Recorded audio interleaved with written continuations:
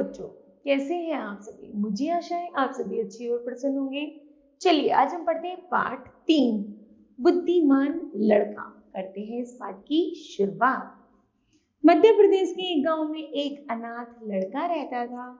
वह बहुत गरीब था। गांव की उसके पास आजीविका का कोई साधन न था, लेकिन वह बहुत बुद्धिमान था। उसके पिताजी ने उसे कई अच्छी बातें सिखाई थी। एक दिन उसके दिमाग में एक अद्भुत विचार आया। उसने शहर जाने की ठान ली। शहर जाकर उसने एक सस्ती सी दुकान किराए पर ली। दुकान के बाहर एक बोर्ड लगाया जिस पर लिखा था बुद्धि का सौदागर। यहाँ बुद्धि बिकती है। उसकी दुकान के आसपास कई सारी दुकानें और भी थी, जहां फल, सब्जी, कपड़े, जेवर आदि मिलते थे।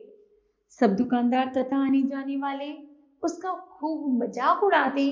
यह कैसा दुकानदार है जो बुद्धि बेचता है? भला बुद्धि भी कभी बिकती है? लड़का उनकी बातों की कोई परवाह नहीं करता था। वह दिन भर आते जाते ग्राहकों को आवाज लगाता, आओ आओ, बुद्धि ले जाओ, एकदम खरी, सस्ती और उपयोगी, एकदम सही दाम, आओ साहब ले जाओ। बहुत दिन बीत गए, लेकिन उस लड़के की दुकान पर एक भी ग्राहक नहीं आया तो वह बहुत निराश हुआ। वह दुकान बंद करने की सोच रहा था कि एक धनी सेठ का मूर्ख लड़का उधर से गुजर रहा था। उसकी नजर दुकान पर पड़ी। उसने सोचा कि मेरे पिताजी मुझे निर्बुद्धि कहते हैं, क्यों ना मैं यहाँ से थोड़ी सी बुद्धि खरीद लूं। वह शीघ्र ही बुद्धिमान लड़के के पास जाकर बोला, बुद्धि कितने रुपए किलो है? मैं बुद्धि तोलकर नहीं, उसकी किस्म के हिसाब से बेचता हूँ। मेरे पास तरह तरह की बुद्धि है। आपको कौन सी बुद्धि चाहिए? तो ठीक है, 1 पैसे में जिस तरह की बुद्धि आए दे दो। बुद्धिमान लड़की ने कागज की पर्ची निकाली और सेठ के बेटे को दे दी। उस पर्ची पर लिखा था, जब दो झगड़ रहे हो तो वहां खड़े कर उन्हें देखना बुद्धिमानी नहीं है। सेठ का पुत्र खुशी खुशी घर पहुंचा और अपने पिता को कागज की पर्ची देते हुए बोला, देखिए पिताजी, मैं 1 पैसे से अकल खरीद कर लाया हूँ। सेठ ने पर्ची पढ़ी और गुस्से से बोले, मूर्ख, 1 पैसे में यह क्या लाया है? यह बात तो सभी जानते हैं, तुमने मेरा 1 पैसा डुबो दिया। फिर सेठ बाजार गया, उस लड़के को बुरा भला कहते हुए बोला, लोगों को ठगते हुए तुम्हें शर्म नहीं आती? मेरा 1 पैसा वापस करो। लड़का बोला, मैं पैसा क्यों वापस करूं? माल देकर ही तो पैसा कमाया है। सेठ गुस्से से बोला, हमें तुम्हारा माल नहीं चाहिए, यह लो अपना कागज, जिसे तुम माल कह रहे हो, एक फटा हुआ कागज ही तो है। सेठ पर्ची वापस करने लगा। पर्ची नहीं, मेरी सीख वापस करो। अगर पैसा चाहिए तो आपको कागज पर लिखकर देना होगा कि आपका बेटा कभी भी मेरी सीख का प्रयोग नहीं करेगा। बात बन गई। दोनों पक्षों में सुलह हो गई। सेठ ने कागज पर हस्ताक्षर किए और अपना पैसा वापस लेकर प्रसन्न हो गया। समय बीतता गया। उस प्रदेश में एक न्यायकारी राजा रहता था जो सच्चाई पसंद थी। झूठ बोलने वालों से उसे घृणा आती। वह झूठ बोलने वालों को कठोर दंड देता था। एक दिन उसके 2 सेवक बाजार की सैर करने गए। वहां उनका किसी से झगड़ा हो गया। बात हाथापाई तक आ गई।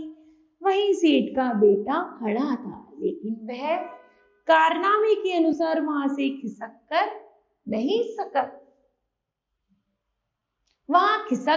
सकता था। सारे लोग चले गए, मगर वह अकेला ही खड़ा रह गया। बस फिर क्या था, दोनों सेवकों ने उसे अपना गवाह बना लिया।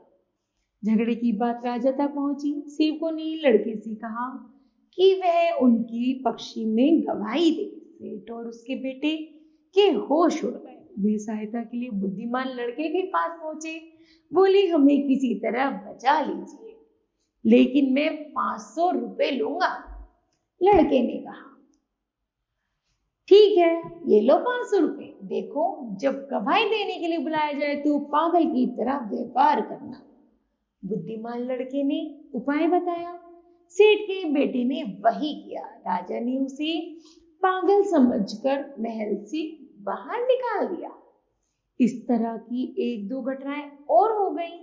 बुद्धिमान लड़के की बातें राजा के कानों में भी पड़ी। राजा ने उसे बुलवाया और पूछा, सुना है तुम बुद्धि बेचती हो, क्या तुम्हारे पास बेचने के लिए और बुद्धि है? जी हुजूर, आपकी काम की हो तो बहुत है, लेकिन 50,000 लगेंगे। तुम्हें 50,000 रुपए ही दिए जाएंगे। बुद्धिमान लड़के ने एक पर्ची राजा को दी। पर्ची पर कुछ लिखा था। राजा ने पढ़ा, जैसे कुछ भी करने से पहले खूब सोच समझ लेना चाहिए। राजा को यह बात बहुत अच्छी लगी। उसने इस बात को चांदी की तख्तियों पर सोने के अक्षरों से गुदवा कर महल की दीवारों पर लगवा दिया।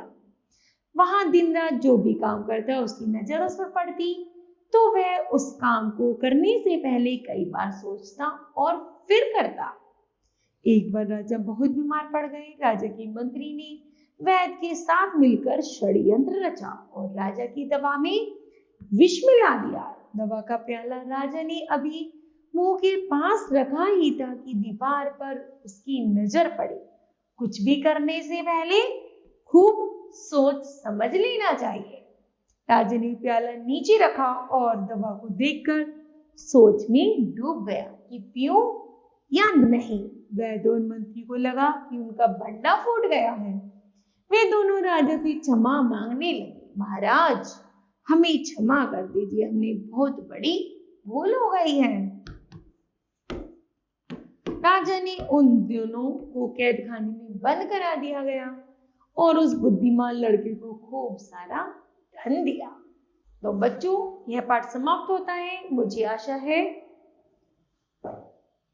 तो बताओ बच्चों, आपको इस कहानी से क्या शिक्षा मिलती है? हमें इस कहानी से शिक्षा मिलती है कि हमें हमेशा अपनी बुद्धि का प्रयोग करना चाहिए। ठीक है, तो मुझे आशा है यह पाठ आपको भली भांति समझ आया होगा।